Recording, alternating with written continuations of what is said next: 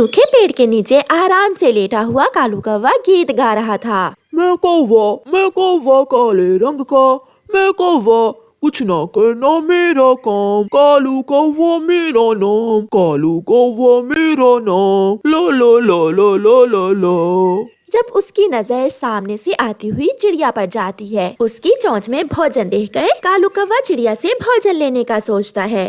मर गया, मैं गया, मुझे कुछ दिखाई नहीं दे रहा, कोई मेरी मदद करे, आए।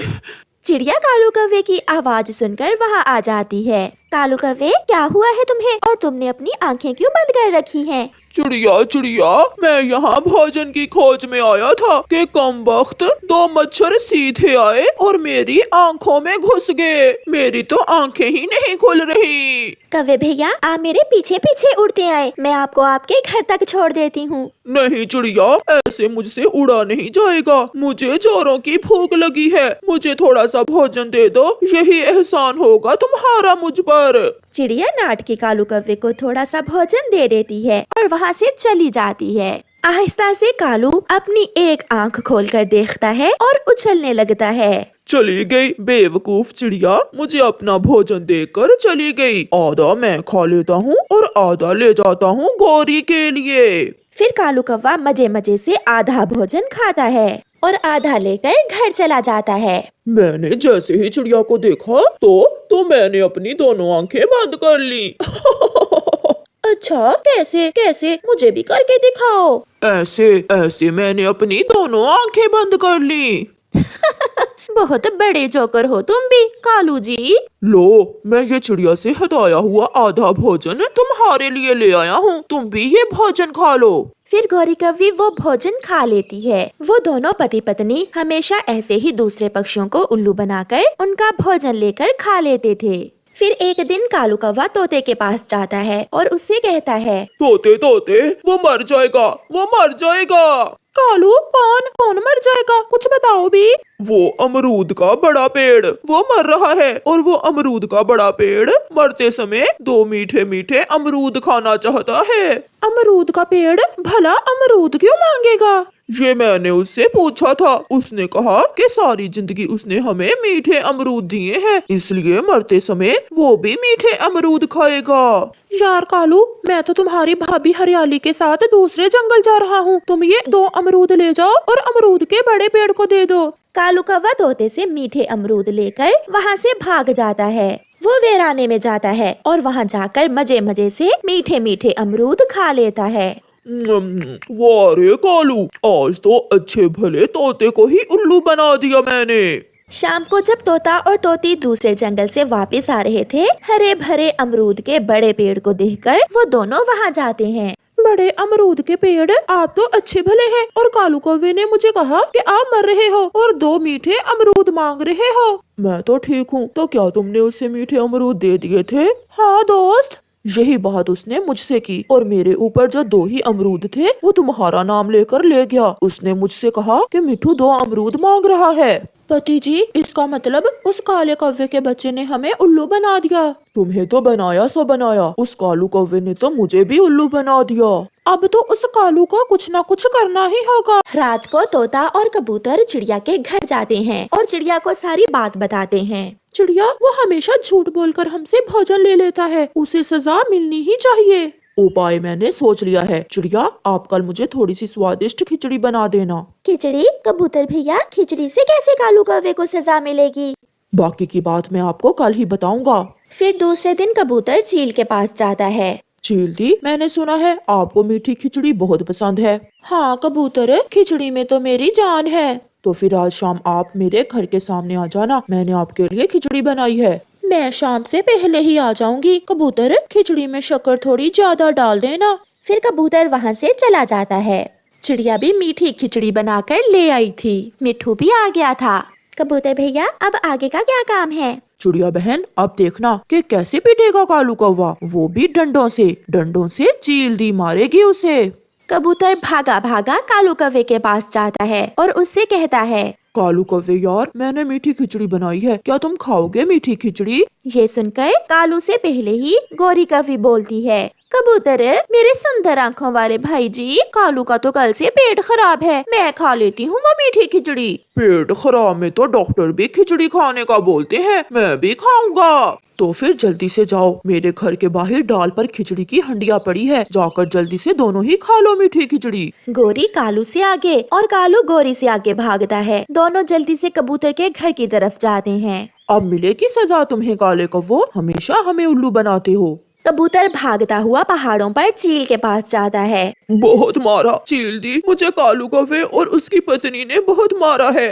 कबूतर, वो क्यों? कालू कौवे ने तुम्हें क्यों मारा है? चील दी, मैंने जो खिचड़ी आपके लिए बनाई वो मुझसे कालू मांग रहा था, मैंने मना किया तो मुझसे लड़ाई शुरू कर दी और मुझे मारा। उस काले कौवे की इतनी हिम्मत कि मेरी खिचड़ी तुमसे छीन कर खाए।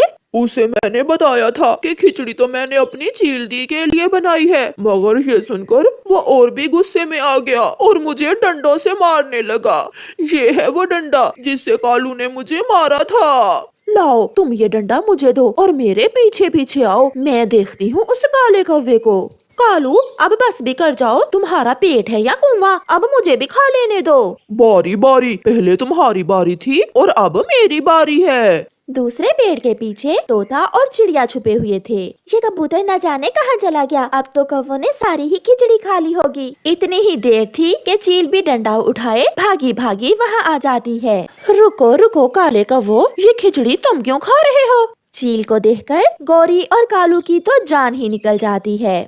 चील दी, ये खिचड़ी हमें कबूतर ने दी है। झूठ, ये झूठ बोल रही है। चील दी, मैंने तो ये खिचड़ी आपके लिए बनाई थी, मगर इन काले कौवों ने मुझसे हंडिया ही छीन ली। फिर क्या था, चील बड़े डंडे से दोनों कौवों की खूब पिटाई करती है। मेरी पूंछ चील दी, छोड़ दे चील दी, मेरी पूंछ टूट जाएगी। पिटाई करने के बाद चील वहाँ से चली जाती है। चिड़िया और मिट्ठू भी वहाँ आ जाते हैं। सब हंस रहे थे। हमें उल्लू बनाते हो, आज सजा मिली है तुम्हें हमें उल्लू बनाने की। गंदी आंखों वाले कबूतर, ये तुमने ठीक नहीं किया हमारे साथ। जो तुम करते हो वो ठीक होता है, कभी मुझे, कभी चिड़िया को और कभी हमारे मिट्ठू को उल्लू बनाते हो तुम। फिर रोते हुए कौवे वहाँ से चले जाते हैं। ऐसे कबूतर उन्हें सजा देता है और उनकी पिटाई चील से करवाता है। मम्मा चिड़िया 2 दिन से बीमार थी, इसलिए वो माँ बेटी 2 दिन से ही भूखी थी। मम्मा, आज मैं भोजन की खोज में जा रही हूँ। गुड़िया बेटी, मुझे डर है, आप अभी छोटी हो।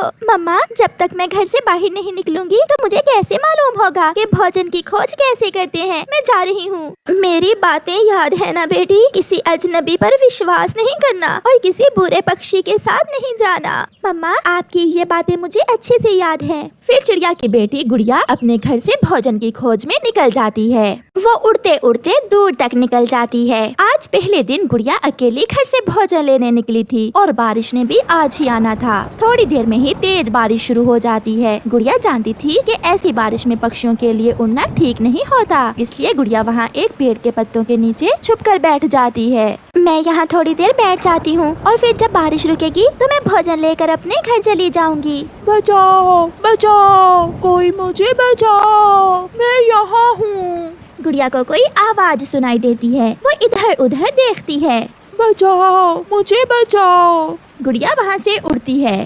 थोड़ी ही दूर उसे एक छोटा चील का बच्चा एक कांटेदार झाड़ी में फंसा हुआ दिखाई देता है। गुड़िया उस छोटे बच्चे के पास जाती है।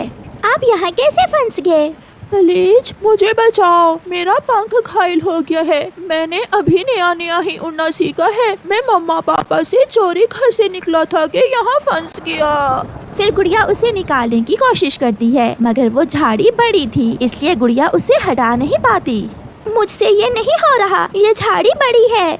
वो सामने बड़े सूखे पेड़ के पास हमारा घर है, आप मेरे मम्मा पापा को बुला कर लाएं, वो मुझे बचा लेंगे, प्लीज दोस्त। मगर गुड़िया सोच रही थी, वो डर रही थी कि वो कैसे एक चील के परिवार के पास जा सकती थी, क्योंकि चील तो मांसाहारी होती है। दोस्त प्लीज मेरी मदद करें, मैं मर जाऊंगा। मैं जाऊंगी दोस्त, मैं आपके मम्मा पापा को बुलाने जाऊंगी। फिर गुड़िया वहाँ से उड़ती है।